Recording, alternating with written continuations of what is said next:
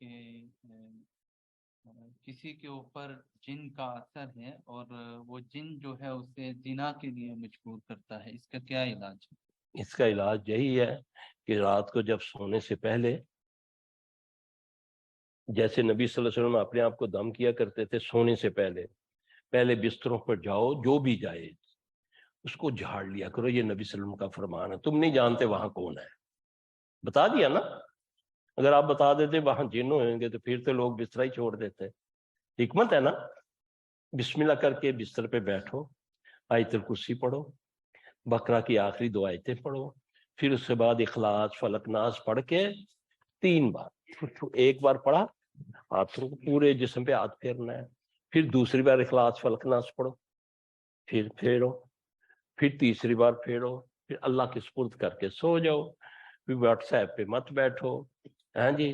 پھر فیس بک پہ مت بیٹھو، ہیلو ہائی مت کرو، ہاں جی. ذکر کر کے سو جاؤ گے، انشاءاللہ شیطان دفع ہو جائے گا. بیٹھا میں فلماں دیکھنا پہ دعاواں بھی نال پڑھتا پیا.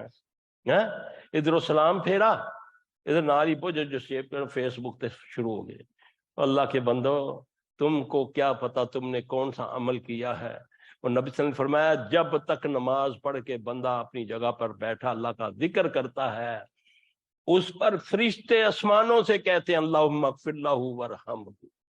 جب تک وہ کسی سے بات نہیں کرتا اور نہ ہی وہ اپنی جگہ چھوڑتا ہے. ہمیں کیا ہے، جیسے اسلام پھرا یا پاکٹ میں ہاتھ گیا موبائل یا اٹھ کے باہر جوتوں والی جگہ پہ گھنٹہ کھڑے ہو جانا ہے. یہاں نہیں بیٹھنا ہے، جیسے کہ کسی کا جوتا اٹھا کر بھاگنا ہوتا ہے. ہاں کوئی عذر ہے تو ٹھیک ہے، لیکن چند منٹ تو دو یار. پڑھو نا اس جگہ بیٹھ کر. ایک بار پڑھو آیت الکرسی 3 نمازوں میں، ایک بار اخلاص فلق ناس پڑھو، 33 بار سبحان اللہ الحمدللہ پڑھ کے اپنے آپ کو دم کر کے اٹھو ہر نماز میں. اور نماز کو اول وقت میں پڑھو. دیکھو پھر حصار بنتا کہ نہیں بنتا. ہم تو لگے ہوئے پیروں تویزوں میں. ہاں جی، اے بابا جی دی کڑا لے جا جی، اے تاگا بن لو جی، ہاں جی بابے دی فوٹو گھر لا لو. جس لئے کڑی دوڑا پوے تے بابے دی فوٹو اگے کر دو، ٹھیک ہو جاندی ہے. اللہ اکبر. بابے دا ہی شیطان تے بابا بھی شیطان. تو نبی صلی اللہ علیہ وسلم نے فرمایا جس گھر میں تصویر ہوتی ہے، جس گھر میں کتا ہوتا ہے، وہاں رحمت کا فرشتہ نہیں آتا. خانہ کعبہ جب فتح ہوا تو آپ نے سب سے پہلے اسماعیل علیہ السلام کی تصویر کو پھاڑا ان آیتوں کے ساتھ، جعل حق و وضاحت الباطل ان الباطل کان زہوقا. تو ہم نے بابوں کی تصویریں، ہندو مورتی لگائے تو وہ ہندو کافر، تو میں بابے کی تصویر لگا کے میں مسلمان کا مسلمان. کرے غیر غرب بت کی پوجا تو کافر ہے نا. حالی کہتا ہے نا جو ٹھہرائے بیٹا خدا کا تو کافر، جھکے آگ پہ بہرے سجدہ تو کافر، کواکب میں مانے کرشمہ تو کافر. مگر مومنوں پہ کشادہ ہیں راہیں، پرستش کریں شوق سے جس کی چاہیں. نبی کو جو چاہیں خدا کر دکھائیں، اماموں کا رتبہ نبی سے بڑھائیں. نہ شہیدوں سے جا جا کے مانگیں دعائیں، نہ ایمان بگڑے نہ ایمان جائے. ہمارا تو یہ معاملہ ہے. اللہ ہمیں دین اسلام کی سمجھ عطا فرمائے. اللہ اکبر.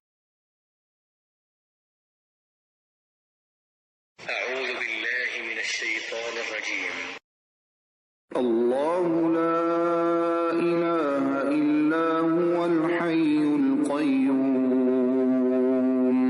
لا تأخذه سنة ولا نوم له ما في السماوات وما في الأرض من ذا الذي يشفع عنده إلا بإذنه يعلم ما بين أيديهم وما خلفهم ولا يحيطون بشيء من علمه إلا بما شاء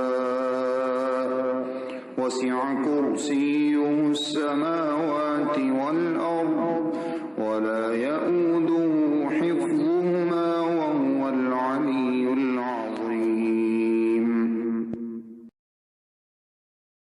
آمن الرسول بما أنزل إليه من ربه والمؤمنون كل آمن بالله وملائكته وكتبه ورسله لا نفرق نفرق بين أحد من رسله وقالوا سمعنا وأطعنا غفرانك ربنا وإليك المصير لا يكلف الله نفسا إلا وسعها لها ما كسبت وعليها ما اكتسبت ربنا لا تؤاخذنا إن نسينا أو أخطأنا ربنا ولا تحمل علينا إصرا كما حملته على الذين من قبلنا ربنا ولا تحملنا ما لا طاقة لنا به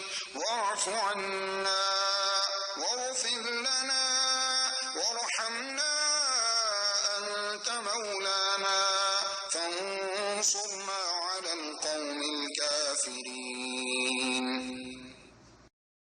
بسم الله الرحمن الرحيم قل هو الله أحد الله الصمد لم يلد ولم يولد ولم يكن له كفوا أحد بسم الله الرحمن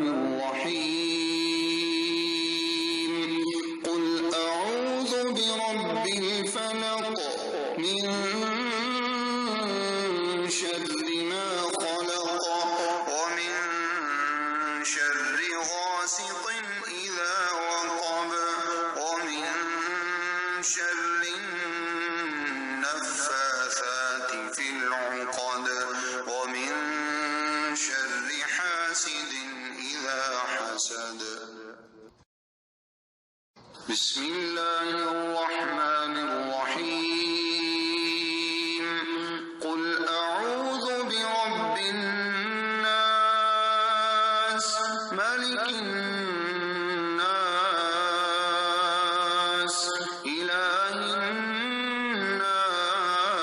الناس من شر الوسواس الخناس الذي يوسوس في صدور الناس من الجنة والناس أستغفر الله العظيم الذي لا إله إلا هو الحي القيوم وأتوب إليه اللهم إني أعوذ بك من البرص والجنون والجذام وسيء الأسقام أعوذ بكلمات الله التامات التي لا يجاوزهن بر ولا فاجر من شر ما ينزل من السماء وما يعرج فيها ومن شر فتن الليل والنهار ومن كل طارق إلا طارقا يطرق بخير يا رحمن أعوذ بكلمات الله التامات التي لا يجاوزهن بر ولا فاجر من شر ما ينزل من السماء وما يعرج فيها ومن شر فتن الليل والنهار ومن كل طارق إلا طارقا يطرق بخير يا رحمن رب أعوذ بك من همزات الشياطين وأعوذ بك رب أن يحضرون أعوذ بكلمات الله التامات من غضبه وعقابه وشر عباده ومن همزات الشياطين وأن يحضرون بسم الله الذي لا يضر مع اسمه شيء في الأرض ولا في السماء وهو السميع العليم أعوذ بكلمات الله التامات من شر ما خلق اللهم صل على محمد وعلى آل محمد كما صليت على إبراهيم وعلى آل إبراهيم إنك حميد مجيد. اللهم بارك على محمد وعلى آل محمد كما باركت على إبراهيم وعلى آل إبراهيم إنك حميد مجيد.